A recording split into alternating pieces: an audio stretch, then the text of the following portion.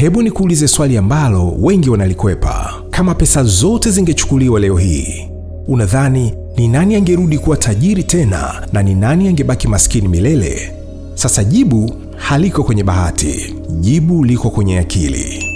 Kila siku watu wanafanya maamuzi madogo yanayoonekana hayana madhara. Unapata pesa kidogo, unaamua kuitumia yote kwa sababu ni ndogo. Unapata nafasi ndogo ya kujifunza, unaipuuzia kwa sababu haionekani kukulipa leo. Unapata wazo, unajiambia siwezi, wengine tayari wameshafanya. Mawazo haya huja kimya kimya, tena taratibu. Unajikuta tu, nitafanya nikipata zaidi. Hii pesa haitoshi kubadilisha chochote. Hawa watu wanafanya kwa sababu wao wana connection. Sasa hapo ndipo mfumo wa kufikiri unaanza kufanya kazi. Sio juu ya pesa ulionayo, bali ni juu ya jinsi unavyoiona. Masikini hufikiria pesa kama kitu cha kumaliza tatizo la leo, lakini tajiri hufikiria pesa kama chombo cha kuiunda kesho. Hiyo ndio tofauti kubwa ambayo watu wengi hawaioni. Na jinsi ya kuvunja fikra hii potofu ni kwamba ni lazima ujifunze kuvunja fikra potofu. Fikra kama ukipata pesa nyingi, akili yako itabadilika, au ukipata kazi nzuri, mawazo yako yatakuwa bora zaidi, au ukipata mazingira mazuri, unahisi utakuwa tofauti zaidi. Huu ni uongo uliovaa suti nzuri. Ukweli ni huu: akili haibadilishwi na kiasi cha pesa, bali pesa huifuata akili. Ndio maana watu wengine hushinda pesa nyingi kwenye bahati nasibu, lakini zote wanazimaliza, na watu wengine hupata pesa kidogo lakini wanazikuza. Ukiona mtu anatumia kila kitu alichopata, sio kwa sababu ni mjinga, ni kwa sababu mfumo wake wa kufikiri umezoea kuishi kwa sasa. Ukisikia haya, ndipo kengele inaweza kugonga na kuanza kuhisi kuwa nimekuwa nikikosea bila kujua. Ukweli mchungu ambao unaweza kukukomboa ni kwamba watu wengi wanabaki pale pale kwa sababu hawabadilishi maswali wanayojiuliza. Wengi wanajiuliza, nitapataje pesa, badala ya nitaitumiaje akili yangu kutoa thamani kwa wengine. Kinachowazuia sio ukosefu wa elimu. Wengi wanajua wanachopaswa kufanya. Ni mfumo wa kufikiri wa haraka, kutaka matokeo ya leo, kuogopa kuchelewa, kuogopa kuonekana mjinga, kuogopa kuanza kidogo.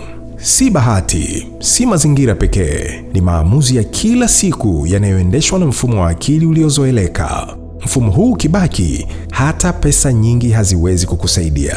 Lakini ukibadilika, hata pesa kidogo inatosha sana kuanza. Sasa katika kuangalia mwelekeo mpya, anza kujiuliza maswali tofauti. Sio nina kiasi gani, bali nitakitumiaje nilicho nacho. Badala ya kuuliza itanisaidia nini leo, uliza itanijengea nini kesho. Mfumo wa tajiri hauanzi na pesa, unaanza na mtazamo kwanza. Kila kitu ni rasilimali: muda, maarifa, mahusiano. Kwa hiyo pesa ni moja tu kati ya vingine. Ukibadilisha mtazamo huu, unaacha kuishi kama mtumiaji tu na utaanza kuishi kama mjenzi. Kumbuka, hii sio motisha, bali huu ni ukweli. Mfumo wa kufikiri unaamua matokeo kabla hujaona matokeo. Ukishauelewa vizuri ukweli huu, basi ndani yako unakuwa mtulivu zaidi. Haupaniki kila pesa inapoingia au inapotoka. Unaanza kuona picha kubwa zaidi mbele yako. Unapunguza matumizi yasiyo na lazima kwa sababu unaona thamani ya baadaye. Na kwa nje, unaanza kuonekana mtu wa tofauti. Watu wanakuona una mpangilio. Unajua kwa nini unasema ndio au hapana. Na nafasi zinaanza kukufuata kwa sababu unafikiri kwa muda mrefu, sio leo tu. Mabadiliko haya hayapigi kelele.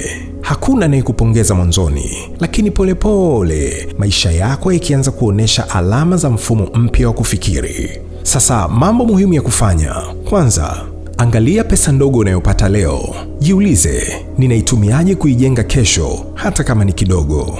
Pili, badilisha swali moja unalojiuliza kila siku, kutoka nitapataje pesa kwenda ninatoa thamani gani kwa wengine. Tatu, anza kuheshimu hatua ndogo za muda mrefu. Usidharau kilicho kidogo. 4, acha kulinganisha mwanzo wako na matokeo ya wengine. Huo ni mtego wa mfumo wa masikini. 5, sikiliza ujumbe huu tena na tena. kwani mfumo wa kufikiri haujengi kwa kusikia mara moja. Kwa hiyo, tajiri na maskini hawatofautishwi na pesa, wanatofautishwa na jinsi wanavyofikiri kabla pesa haijaja. Mfumo wako wa akili ukiwa sahihi, pesa ni swala la muda tu. Naitwa Ezden Jumanne.